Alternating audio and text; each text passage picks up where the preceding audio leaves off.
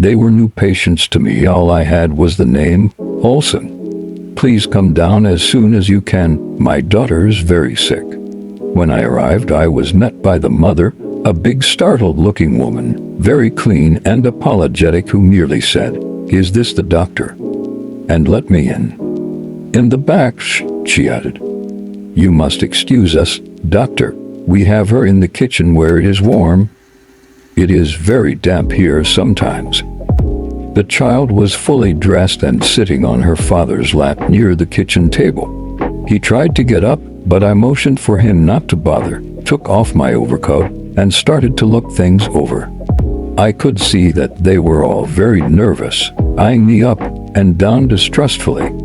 As often in such cases, they weren't telling me more than they had to. It was up to me to tell them. That's why they were spending $3 on me. The child was fairly eating me up with her cold, steady eyes and no expression to her face whatever. She did not move and seemed inwardly quiet, an unusually attractive little thing, and as strong as a heifer in appearance. But her face was flushed, she was breathing rapidly, and I realized that she had a high fever. She had magnificent blonde hair, in profusion. One of those picture children often reproduced in advertising leaflets and the photogravure sections of the Sunday papers. "She's had a fever for 3 days, began the father, and we don't know what it comes from. My wife has given her things, you know, like people do, but it don't do no good. And there's been a lot of sickness around. So we thought you'd better look her over and tell us what is the matter." As doctors often do, I took a trial shot at it as a point of departure. "Has she had a sore throat?" Both parents answered me together. "No. No, she says her throat don't hurt her." "Does your throat hurt you?" added the mother to the child. But the little girl's expression didn't change, nor did she move her eyes from my face. "Have you looked?" "I tried to," said the mother, "but I couldn't see."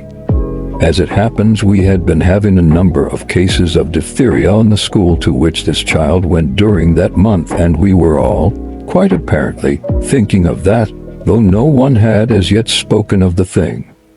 "Well," I said, "suppose we take a look at the throat first." I smiled in my best professional manner, and asking for the child's first name, I said, "Come on, Matilda, open your mouth and let's take a look at your throat." Nothing doing. "Oh, come on," I coaxed. "Just open your mouth wide and let me take a look." "Look," I said, opening both hands wide. "I haven't anything in my hands." "Just open up and let me see." "Such a nice man," put in the mother. "Look how kind he is to you. Come on, do what he tells you to. He won't hurt you." At that I ground my teeth in disgust. If only they wouldn't use the word hurt, I might be able to get somewhere. But I did not allow myself to be hurried or disturbed, but speaking quietly and slowly, I approached the child again. As I moved my chair a little nearer, suddenly, with one cat-like movement, both her hands clawed instinctively for my eyes, and she almost reached them too. In fact, she knocked my glasses flying, and they fell, though unbroken, several feet away from me on the kitchen floor. Both the mother and father almost turned themselves inside out in embarrassment and apology. "You bad girl," said the mother, taking her and shaking her by one arm. "Look what you've done." "The nice man." "For heaven's sake," I broke in. "Don't call me a nice man to her. I am here to look at her throat on the chance that she might have diphtheria and possibly die of it. But that's nothing to her. Look here," I said to the child, "we're going to look at your throat. You're old enough to understand what I'm saying. Will you open it now by yourself, or shall we have to open it for you?" Not a move. Even her expression hadn't changed. Her breaths, however, were coming faster and faster.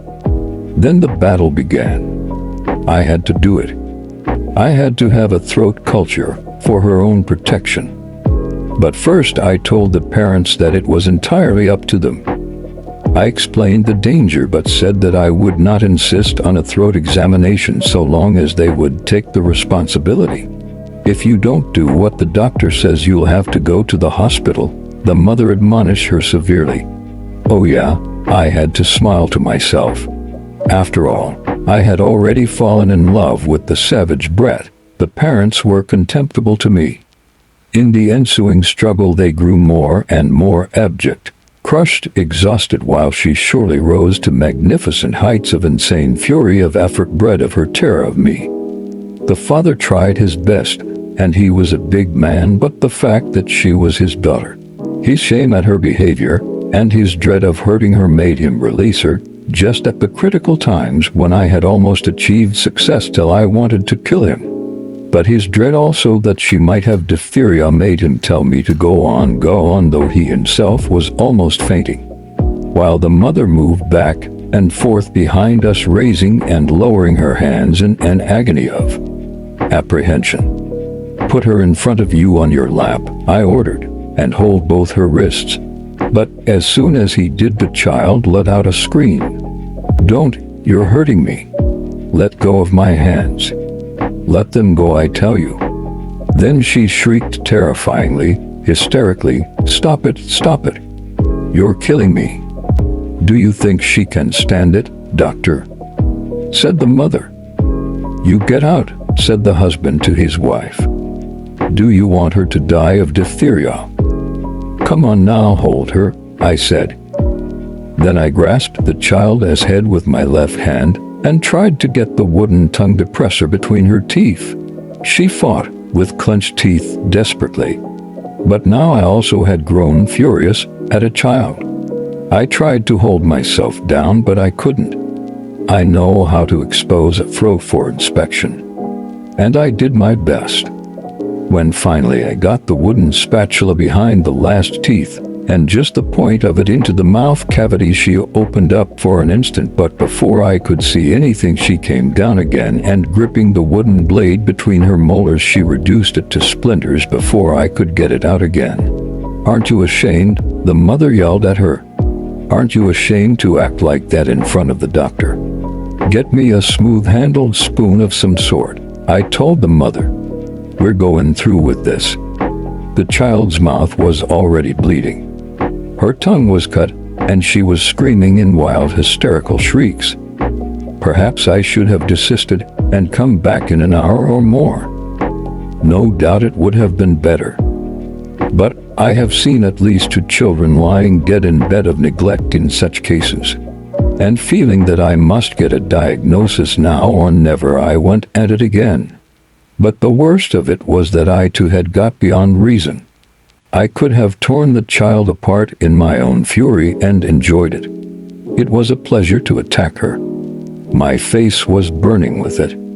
The damned little brat must be protected against her own idiocy, one says to oneself at such times. Others must be protected against her. It is a social necessity. And all these things are true. But a blind fury, a feeling of adult shame, bred of a longing for muscular release, are the operatives. One goes on to the end. In a final unreasoning assault, I overpowered the child's neck and jaws. I forced the heavy silver spoon back of her teeth and down her throat till she gagged. And there it was, both tonsils covered with membrane. She had fought valiantly to keep me from knowing her secret. She had been hiding that sore throat for 3 days at least, and lying to her parents in order to escape just such an outcome as this. Now truly she was furious. She had been on the defensive before, but now she attacked, tried to get off her father's lap and fly at me while tears of defeat blinded her eyes.